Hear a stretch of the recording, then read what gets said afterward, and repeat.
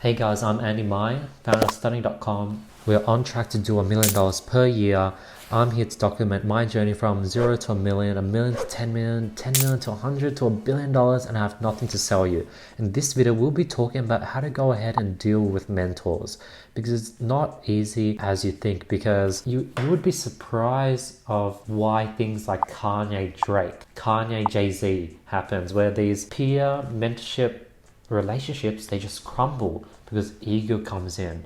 Everyone thinks each person is trying to outcompete the other person, and it's this really tricky balance of how to be the student. But a lot of students, you're a student because you want to learn and improve and get better, but strangely a lot of teachers don't want you to be better than them. And that's something I learned through reading the book 48 Laws of Power. Now, a lot of these things I don't really agree with, but you have to listen to these things because they're going to happen to you. You might not do it as a teacher, as a mentor, but as a mentee, this is definitely going to happen to you, because people that are successful, they all have egos, and you definitely don't want to sort of stumble on someone else's ego. Let's jump right into today's video. So, mentors, in 48 Laws of Powers, he calls them masters. Never imagine that because your master loves you, you can do anything you want. Don't take your status or closure for granted. Always have gratitude and be respectful. Very, very true. The moment you try to be their buddies and you're too close, and now you get, extra privileges just because you've gained their trust, that's when things go wrong. Like, if someone thinks just because they're close with me, they can then start teasing me as a student, like, that's not how it goes. You don't ever want to think you can do anything you want just because you've gotten close with someone, especially a mentor. Next, this is very important. It sounds evil. Never outshine the master. There can only be one sun at a time. Never obscure the sunlight or rival the sun's brilliance. Fade into the sky and find ways to heighten the master star's intensity. Absorb it for later. Very important. Well, when you have someone that is the leader, if you try to lead, try to be motivational, you're gonna get cut down. And you don't want to get cut down. Never outshine the master. Very important. Like, people don't, it hurts. Like, if someone they taught is now doing better than them, it's going to chip at their ego. Now, I want all my students to do better than me, because if they do better than me, then they're just going to shine, and as testimonials, like, it's just going to be amazing. So I actually want people to do better than me. But most people don't. Most people want to be the best. Most people don't like it when someone they brought up from nothing is now doing better than them. Never try to outshine the master. Next, pretty scary as well. Hide your intention. The best way to hide your intentions is talk endlessly about your desires and goals, just not your real ones. 1, you appear friendly and open and trusting. 2, you are able to maintain and conceal your intentions. And 3, you send your rivals on this time-consuming wild goose chase. I've noticed when I've shared my goals with people I've looked up to, and if these goals are these crazy, obnoxious goals that they don't even think they can achieve, they impose their fears on me. They're like, what the hell? Like, I'm not even thinking of that. Why should you? And they get knocked down. I've had so many dreams of mine just crushed right in front of me after I shared them. Like, the reason I share them is because I'm looking for that's awesome. You can do that, Andy. Wow, that's an amazing goal. You're so young. You got this, Andy. But 9 out of 10 times, you're not going to get that response. You're going to get, that's impossible. What are you working with now? You can't do that. How is that going to be possible? That's what you're going to hear.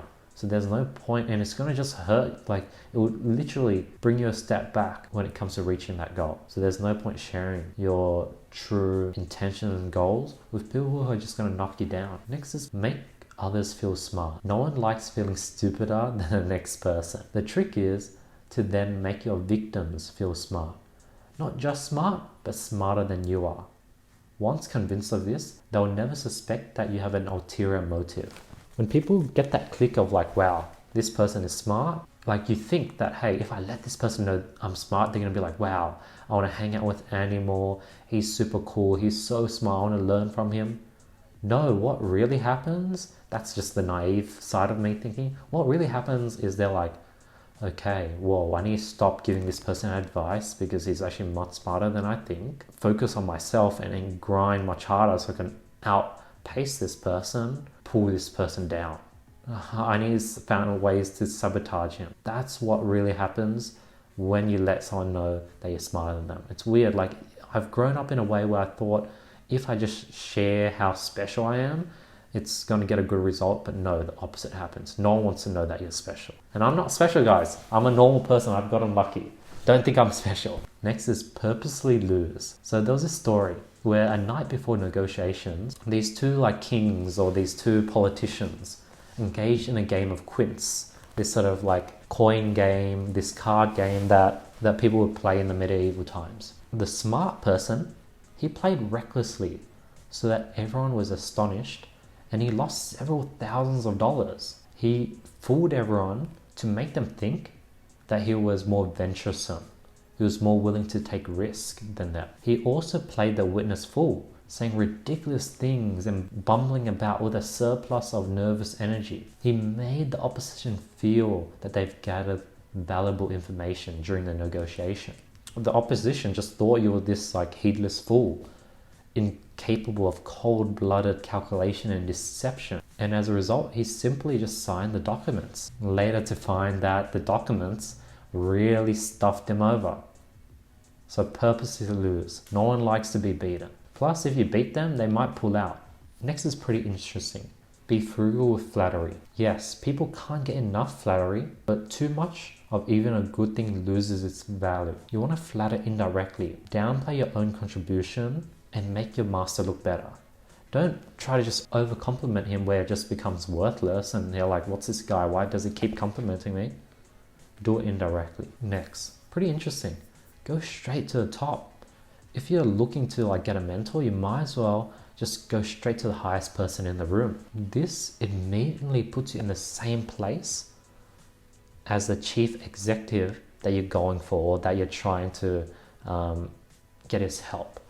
By choosing a great opponent or mentor, you create an appearance of greatness.